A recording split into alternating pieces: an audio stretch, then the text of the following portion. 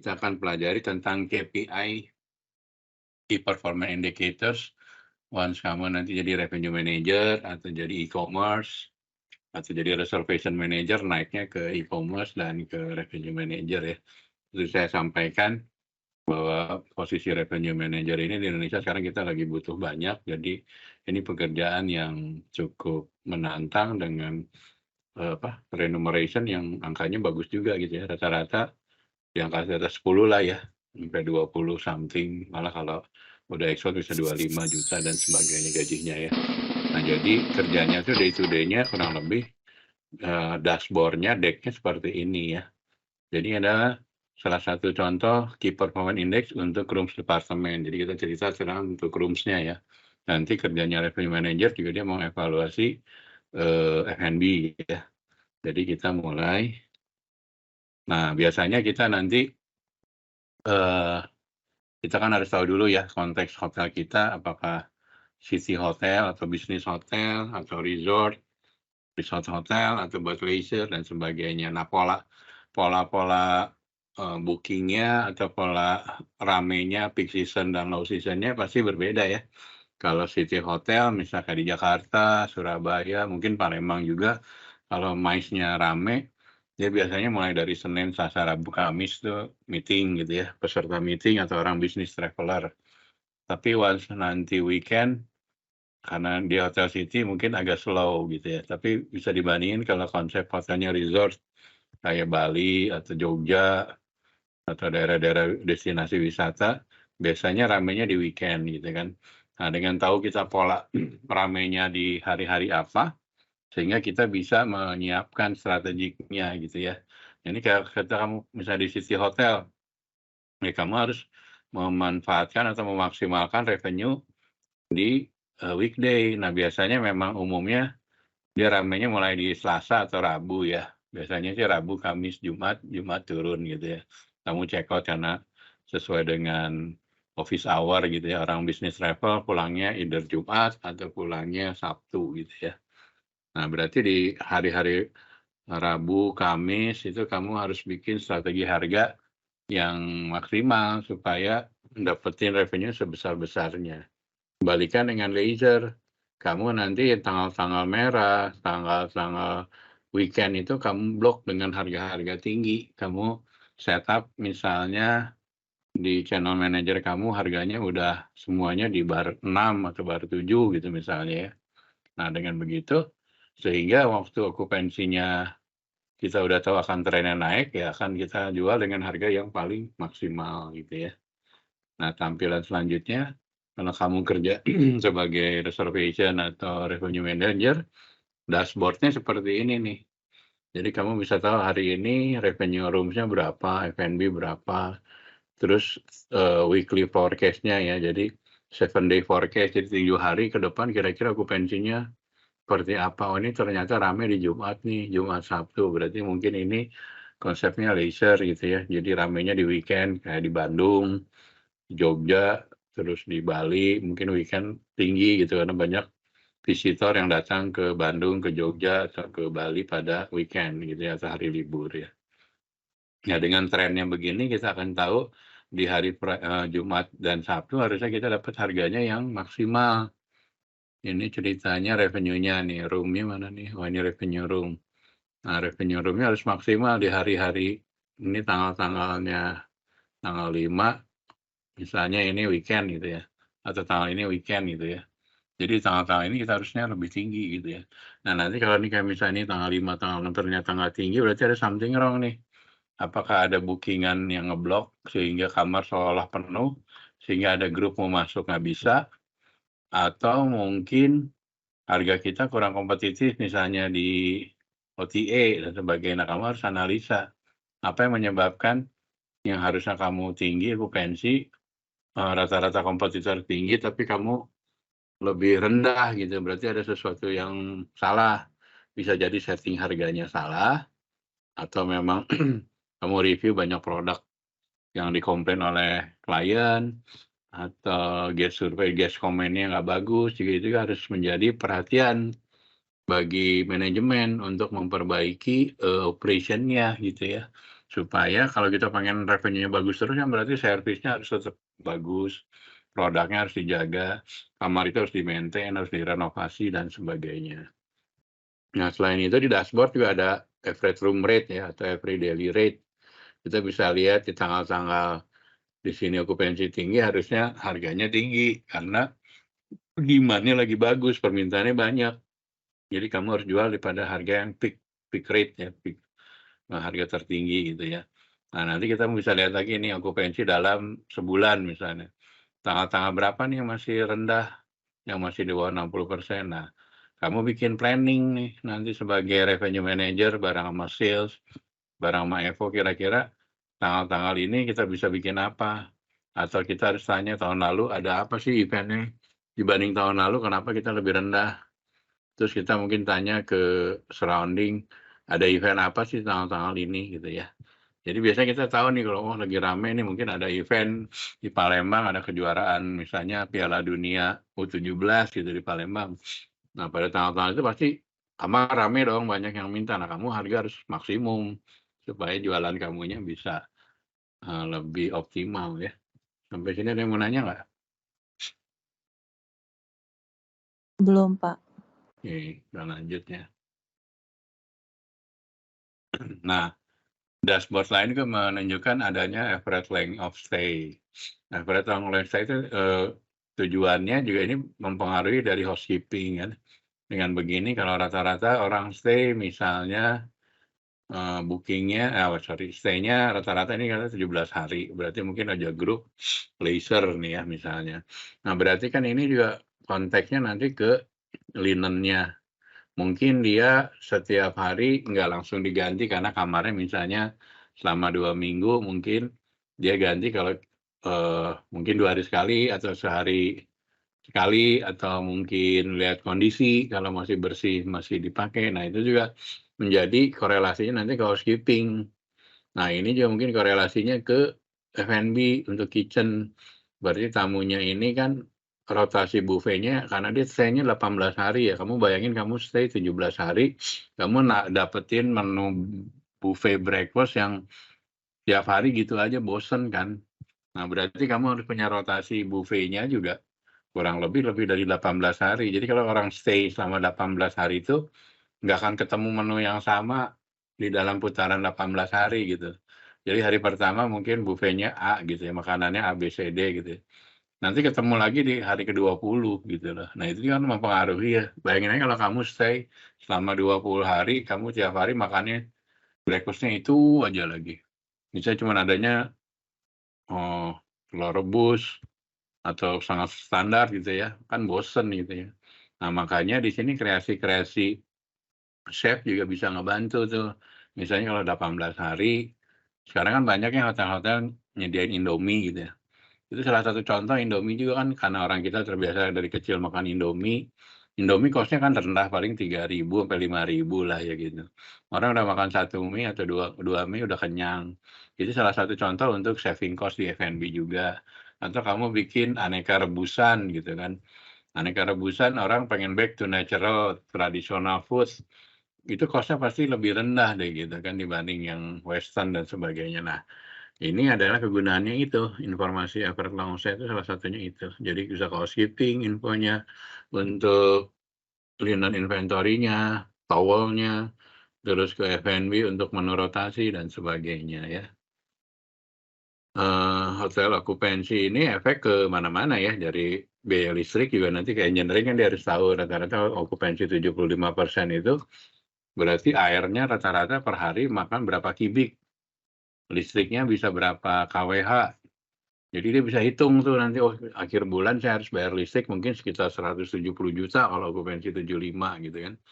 Nah untuk supaya saving kira-kira apa yang bisa koridornya mungkin nggak semua kamar dinyalain atau kamu nyiapin kamarnya, floor-nya sesuai dengan supaya satu floor dipenuhin dulu gitu, jangan buka floor hanya 2 kamar, 3 kamar. Nah cuman problem kalau hotel kamu dalam satu floor kebanyakan room type-nya ya. Jadi kamu satu hari jualan di Lux Twin gitu, ternyata di Lux Twin-nya cuman ada 2, jadi satu floor sisanya di Lux King Bed gitu. Nah itu kan jadi problem tuh, makanya kalau kita bangun hotel itu baiknya udah ada operatornya dulu. supaya kombinasi seperti itu di operation nggak jadi masalah. Kayak tadi, tipe kamarnya tiap floor beda-beda gitu loh. Gimana mau saving listrik kamu? Karena setiap tamu bisa beda floor gitu. Tapi kalau dalam satu floor misalnya tipenya sama, kita bisa isiin penuh dulu gitu satu floor. Terus yang floor 2 mungkin tipenya twin-twin semuanya. Jadi tak floornya lebih maksimal gitu ya. Oke, sampai sini ada yang mau nanya nggak? Dari sini juga akan kelihatan yang tadi saya sampaikan kan listrik kamu udah tahu ya biaya listrik rata-rata per room berapa, air berapa. Nanti bagi accounting-nya bisa ngitung akhir bulan saya harus bayar listrik segini, air segini, engineering juga bisa ngitung. Kan nggak mungkin di kamar hotel setiap kamar pakai meter listrik ya. Makanya dia pakai asumsi satu room occupied itu membutuhkan berapa kWh hours sih gitu kan. Orang kan stay mungkin dia mulai masuk kamarnya sore gitu ya. Dia stay kan berarti yang nyala AC, TV, lampu, terus nanti air panas dan segala macam. Nah, nanti masing-masing TV itu berapa sih kWh-nya? Memakan listrik berapa rupiah per jamnya. Kalau dia efektif misalnya dalam 24 jam kan mulai tidur mungkin TV nyala dari jam 6 sore gitu nyampe jam 6 pagi atau jadi 12 jam kira-kira berapa itunya biaya listrik dari TV, berapa biaya air panas yang dihasilkan. Jadi sehingga kita bisa menghitung dari sini tuh jadi informasi ini berguna untuk seluruh departemen ya. Enggak kita aja sebagai revenue manager, tapi departemen lain juga membutuhkan data seperti ini. Oke, kita lanjut ya. Every daily rate kan sudah saya sampaikan, every daily rate sama ARR sama ya. Jadi room revenue dibagi room occupied namanya ARR. Nah, ARR ini menjadi KPI ya, Key Performance Index. Jadi kalau kamu jadi front office manager, jadi GM, nanti dikasih targetnya ARR-nya tahun ini harus 700.000. 700.000 adalah ARR dari masing-masing kamar, masing-masing tipe kamar, dari masing-masing berbagai segmen pasar, dikombinasiin makanya dapat satu ARR. Nah, ARR ini nanti di-compare dengan budget, terhadap budget gimana? Terhadap forecast gimana? Terhadap plasma, terhadap plasir gimana? Nah, biasanya kita dikasih target nih, harus tumbuh misalnya kamu setiap tahun harga jual kamar kamu harus tumbuh misalnya 5%. Kenapa 5%? Misalnya karena asumsinya misalnya inflasinya di kota tersebut 4%. Biasanya kita selalu bikin kenaikan harga di atas inflasi ya. Misalnya inflasinya 5% berarti kamu harusnya tumbuhnya harganya naiknya 6% gitu. Pokoknya di atas inflasi rate-nya daerah masing-masing ya. Atau inflasi nasional Indonesia gitu ya. Nah, average room rate atau average daily rate adalah salah satu parameter untuk menilai keberhasilan seorang front office manager, seorang director of sales, seorang general manager. Parameternya salah satunya adalah ADR atau ARR gitu ya. Paham ke sini? Halo Palembang. Ya Pak, paham Pak. Oke, selanjutnya biasanya okupansi ARR itu juga berapa ya? Berkorelasi ke RevPAR. Kalau RevPAR formulanya udah tahu ya, room revenue dibagi dari total kamar yang available. Kalau ARR dari kamar yang occupy aja ya. Tapi nyari RevPAR bisa juga dari rata-rata ARR dikali occupancy rate. Angkanya pasti sama. Ini kan cuma persamaan matematika sederhana aja dibalik. Jika A sama dengan B dibagi C, maka A sama dengan misalnya C dikali B gitu kan. Ini rumus sederhana ya. Jadi nanti parameternya selain KPI ini selain ARR juga RevPAR ya. Nah, selain RevPAR juga okupansi nanti jadi masuk ke parameter juga. Jadi kamu bisa ARR-nya masuk, okupansinya nggak masuk. Maksudnya di bawah budget gitu kan. Nah, kita sebagai GM, sebagai sales harus ngasih informasi kenapa kita di bawah budget okupansinya. Setelah kita analisa, ternyata ada hotel baru yang bangun di sekitaran Palembang dekat dengan kita sebagai kompetitor langsung gitu ya. Sama-sama bintangnya, sama apa sih, sama bintangnya mungkin harganya kurang lebih sama, tapi produk dia lebih baru, lebih high end, lebih update lah gitu ya, karena baru bangun. TV-nya dia mungkin bukannya TV yang LCD lagi tapi udah Google TV atau Smart TV gitu ya. Nah, itu kan pasti orang, "Gue daripada dengan harga yang sama mendingan ke hotel baru dong, terus udah gitu brand-nya lebih bagus," gitu kan. Nah, ini kan pengaruh juga ke okupansi kita. Nah, sebenarnya supaya kita bisa bersaing ya kita harus mikirin gimana supaya tetap bisa menang dibanding kompetitor. Ya caranya apa, ya produknya kudu dibenerin, harus dijaga selalu, servisnya juga dan sebagainya ya. Nah, average length of stay seperti saya sampaikan tadi ya, length of stay jadi parameter ya, karena ini gunanya kan tadi ya untuk shipping, untuk dari inventory linen dan sebagainya, kalau F&B untuk nyiapin beverage-nya juga bisa kalau banyak bule, rata-rata bule konsumsi bir, konsumsi alkoholik, berarti kamu inventory bir, apa namanya, alkoholnya harus selalu ada gitu kan. Atau karena tamunya banyak Chinese, berarti menunya kudu banyak noodle atau mie dan sebagainya. Nah, ini adalah informasi yang berguna bagi operation, walaupun ini sebenarnya nature-nya adanya di room semuanya ya. Selanjutnya, nah untuk menghitung rata-rata per kamar itu menghasilkan profit berapa, namanya GOPAR ya, Gross Operating Profit. Jadi dalam satu kamar itu kamu jual kamar harganya 1.000.000, dikurangin biaya gajinya room boy untuk ngebersihin kamar, biaya listrik satu kamar itu, biaya airnya ke tamu pakai mandi segala macam berapa meter kubik, itu dihitung, nanti dapat profit satu kamar tuh berapa gitu ya. Nah, ini kegunaannya untuk mengukur nanti yang kamu misalnya jadi sales. Jadi sales kamu mau jual grup, ini grupnya banyak kamarnya, tapi harganya agak slightly miring gitu, agak murah gitu ya. Nah, kamu analisanya yaitu kamu harus nggak boleh di bawah dari GOP PAR ini. Kalau kamu di bawah ini berarti kamu jual rugi gitu loh. Dapat revenue-nya tapi sebenarnya rugi. Nah, ini tuh informasi bagi kita, kalau bisa jualan jangan di bawah ini, karena selling-nya itu kan untuk bayar listrik per kamar, bayar air, biaya gajinya housekeeping, gajinya front office, bla bla bla bla. Harus ada revenue-nya, harus ada profit-nya di bawah gitu kan.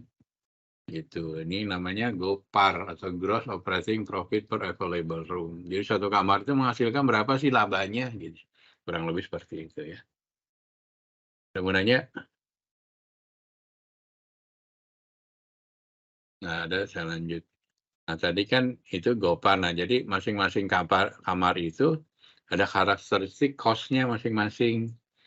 Jadi misalnya di dalam kamar kan tadi untuk menjual satu kamar itu kan ada biaya untuk room boy nyiapin kamar, yang bersihin segala macam. Terus linennya akan habis dicuci, ada chemical-nya, ada biaya laundry-nya, biaya listriknya, biaya air, terus amenities-nya, mulai dari slipper, terus apa lagi, sabun, segala macam gitu ya. Itu dihitung. Nanti kira-kira cost-nya berapa, sama yang saya sampaikan. Jadi cost-nya itu adalah modalnya gitu loh. Jadi kalau kamu jualan nggak boleh di bawah modal itu lah istilah mudahnya ya. Jadi untuk masing-masing kamar itu sudah terbentuk biaya. Ada biaya langsung atau biaya fix ya seperti gaji, listrik, air. Ada biaya variabel yang seperti amenities ya kemarin yang UTS itu. Amenities kan banyak ya, mulai dari bath soap, sampo, slipper, terus apa sih yang buat ini tuh, buat biaya linennya, nyucinya, towelnya, chemicalnya, dan lain-lain ya. Itu untuk menghitung cost di kamar ya. Oh ini kalau adjusted revenue per available room misalnya ada diskon dan sebagainya ya, ini ngurangin room revenue-nya. Nah di hotel itu atau di room itu kalau kamu di brand besar, biasanya nanti kan tadi kan KPI-nya udah ada ya, biasanya nanti ada skornya ya. Jadi quality atau brand standar audit-nya gitu loh ya. Jadi kamu nanti akan diaudit oleh mystery guest. Tiba-tiba mystery guest datang ke hotel kamu, dia akan ngecek kamar sesuai dengan standar yang seharusnya ya. Misalnya kamu brandnya Hilton. Hilton akan hire satu orang independen secara mystery guest, dia akan datang booking. Dia akan menilai mulai dari pertama kali dia booking. Dia akan nanya mulai dari front office kan. Gimana front office bahasa Inggrisnya, jawabnya benar enggak. Terus yang kedua pengetahuan produknya gimana, waktu ditanya tentang produk dia bisa jawab atau enggak. Terus udah gitu nanti dia masuk ke kamar, dia cek semua kamarnya kelengkapannya bener enggak. Terus udah sesuai standar atau enggak, sabunnya sesuai standar enggak, pillow-nya masih bagus enggak gitu ya. Bagus tuh artinya masih, layak ya karena ada ukuran standarnya masing-masing brand ya, beda-beda. Nah nanti biasanya pagi hari dia akan ketemu sama GM-nya. Dia pasti ngomong ke front office atau ke F&B, "I want to see your GM." Nah, nanti biasanya saya sebagai GM dipanggil, ketemu, kita ngobrol, dia memperkenalkan diri bahwa dia sebagai auditor, dia akan melakukan audit brand standar gitu. Nah, udah dari situ kita langsung keliling hotel tuh dicek satu-satu. Padahal dia udah ngecek duluan kan. Dia pasti nanti ada masukan ternyata anak FO-nya bahasa Inggrisnya kurang bagus. Ditanya apa, jawabnya apa, nggak nyambung. Itu juga kan menjadi pengurang tuh. Nah, makanya supaya kamu lulus auditnya, ya kita harus ngejagain terus supaya staff selalu aware tentang standar di housekeeping, di front office, di semua departemen ya. Jangan sampai waktu di audit atau tamu yang realnya juga kamarnya tidak sesuai dengan standar dari brand tersebut ya. Misalnya brandnya Hilton, standarnya misalnya kilonya 4, terus apa sih namanya, headboard-nya lampunya harus nyala, terus nggak ada kolateral atau apa promotion material gitu misalnya di kamar tapi bersih gitu, nggak ada apa sih, nggak ada debris, nggak ada debu dan sebagainya, itu standarnya ya. Selanjutnya ada yang mau nanya dulu nggak sebelum saya lanjut? Kelasnya diem aja, makanya nggak ngerti nih. Ada yang mau nanya? Oh, belum ada sih Pak sejauh ini. Kenapa Silvi? Oh, Belum. belum ada. Oh, oke. Oke, nah selanjutnya kita jadi kan KPI udah cerita tentang brand standar audit, tadi ada KPI formulanya segala macam. Nah, selanjutnya kita menganalisa perbedaannya itu. Perbedaan dari angka budget, KPI-nya berbanding dengan actual.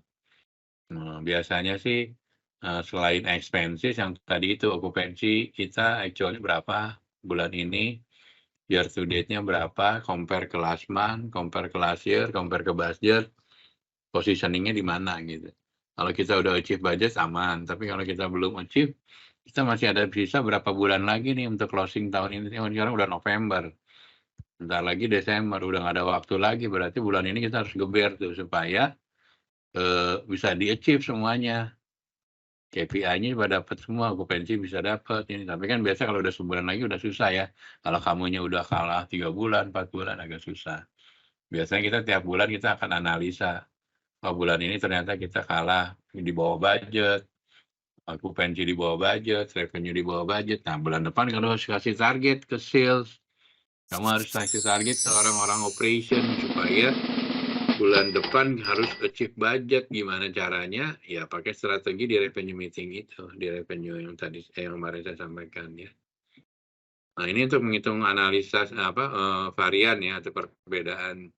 Pokoknya intinya kalau mau lihat berapa sih persentase perbedaan, kamu ambil angka yang menjadi misalnya mau compare revenue versus budget gitu ya. Jadi revenue actual dikurang budget. Nah, itu kan misalnya 200 kurang ini kan 15. 15 dibagi dengan tahun lalu karena kita mau lihat actualnya itu ke budget berapa persen naiknya gitu kan ya. Berarti sekarang yang actual naiknya berapa? Oh, naiknya 15. Jadi 15 dibagi tahun sebelumnya actual, maka dikali 100%, oh ternyata kita tumbuh 7,5%. Ini revenue kan budgetnya 185, kamu bisa closing 200, berarti kamu tumbuh, ada growth, tumbuh ya. Nah, berarti kamu aman, ini tumbuhnya 7,5%. Tapi kebalikannya nanti kalau kamu misalnya actualnya lebih kecil dibanding budget, nah berarti kamu minus lawannya gitu ya. Rumusnya ya tinggal ngebalikin aja sih. Pokoknya cari variannya actual versus budget atau budget versus actual. Kalau lebih gede actual, berarti actual yang pertama dikurangin budget. Tapi kalau minus, berarti budget dulu dikurang actual. Gitu ya. Jadi turunnya berapa persen, kalau yang ini naiknya berapa persen. karena aktualnya lebih gede. Kalau revenue budgetnya lebih gede, berarti turunnya berapa persen ya, bahasanya gitu ya. Paham ya? Saya ngomong sendiri nih, nggak ada yang nanya. Paham, Pak. Ya, gimana? Oke, selanjutnya biasanya KPI itu kita dikasih dari corporate kita. Kayak saya gitu dari Marriott, dari Asia Pasifik. Dari Asia Pasifik turun ke area Indonesia. Dari Indonesia turun ke GM masing-masing. Nah, KPI-nya GM di Indonesia itu harus mendukung KPI-nya area Asia Pasifik gitu kan. Nanti juga sama, KPI-nya para SOD itu harus mendukung KPI-nya GM. Jadi semuanya saling support gitu loh ya. Jadi saya misalnya dikasih KPI target okupansi 60% gitu ya. Nah, 60% ini saya turunin ke FO, dia harus ngasih revenue atau ngasih dari segmen pasar FIT individual harus 5% gitu kan misalnya. Sisanya dari sales masing-masing segmen berapa persen sehingga bisa achieve 65%. Nah, nanti dibikin itunya strategiknya. Jadi strategik dari 65 dari sisi FO apa, dari sisi sales apa. Nanti untuk profit dari sisi F&B apa, dari sisi F&B dari sisi profit nanti misalnya expense apa harus dikontrol oleh finance gitu ya. Nah, ini adalah satu kesatuan target dan goals-nya. Namanya Hotel Mission and Goal. Hotel Mission and Goal dapatnya dari mana? Dari area, misalnya area Indonesia. Area Indonesia dapat dari mana? Misalnya Asia Pasifik. Jadi saling support sehingga yang di atasnya itu akan apa ya? Akan ter-achieve gitu ya. Jadi targetnya Indonesia okupansi misalnya Marriott 60%. Dari masing-masing daerah nanti dihitung berapa kontribusinya. Nah, dari Indonesia kontribusi ke Asia Pasifik berapa banyak? Asia Pasifik kontribusi ke dunia berapa banyak gitu ya. Jadi nanti Asia Pasifik dibanding dengan Amerika, dibanding dengan China, dan segala macam. Itu ya. Ini yang nantinya biasanya turunan ini dapatnya kalau brand besar dari area ya, dari area Asia Pasifik turun ke Indonesia, Indonesia turun ke masing-masing GM. Tapi masing-masing GM akan beda karena hotelnya beda, yang satu bintang 5, yang satu lokasinya bagus, yang satu bintang 4, tapi lokasinya kurang bagus. Nah, jadi targetnya nggak bisa disamain, ya nggak fair, karena marketnya juga beda. Begitupun juga kita nanti ngebaginya kayak tadi okupansi. Saya nggak mungkin ngasih okupansi semuanya ke FO, kan yang kerja sales juga gitu. FO paling ngebantu untuk yang FIT dan sebagainya. Ya, oke. Nggak ada yang nanya. Nah, ini bagian dari terjadinya transaksi di dalam industri hotel ya, datangnya dipengaruhi airline schedule. Jadi ada satu daerah yang airline-nya juga tiketnya mahal, itu mengakibatkan hotelnya jadi sepi karena orang mau ke destinasi wisata itu kemahalan, mendingan nyari yang lokal aja yang dekat atau ke luar negeri sekalian kalau mahal. Terus pola bookingnya tadi ya saya sampaikan, orang mau booking ke Palembang itu rata-rata berapa hari dipengaruhi oleh jumlah penerbangan pesawat juga gitu. Kalau pesawatnya banyak, hotelnya banyak, mungkin orang bisa go show gitu ke Palembang, nanti aja nyari hotelnya pas di airport atau nyarinya nanti aja pas yang dekat kantor langsung go show gitu kan. Nah, ini mempengaruhi semua dari perjalanan satu hotel dari mulai revenue sampai profit. Program-programnya, promotionnya, di segala macam, pola bookingnya, last minute-nya, atau segala macamnya. Oke, selanjutnya biasa ada quiz ya.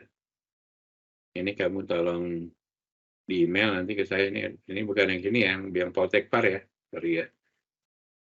Emailnya ntar saya kirim ininya apa namanya itu, PPT-nya. Ini ke Poltekpar ya. Email.com. Kita tuh berapa kali pertemuan ya? Lan. Untuk ke UTS berapa kali pertemuan lagi Lan? Ada yang tahu? Oke, nanti jangan lupa kuisnya dikumpulin ya, email ke sini. Jangan lupa nama kampusnya, kelas, dan mata kuliahnya. Oke, kalau nggak ada yang ditanya, saya akhiri. Kita ketemu lagi minggu depan ya. Baik, Pak Dino. Oke, thank you. Baik, Pak Dino. Thank you, Pak Dino. Yo. Terima kasih, Pak. Selamat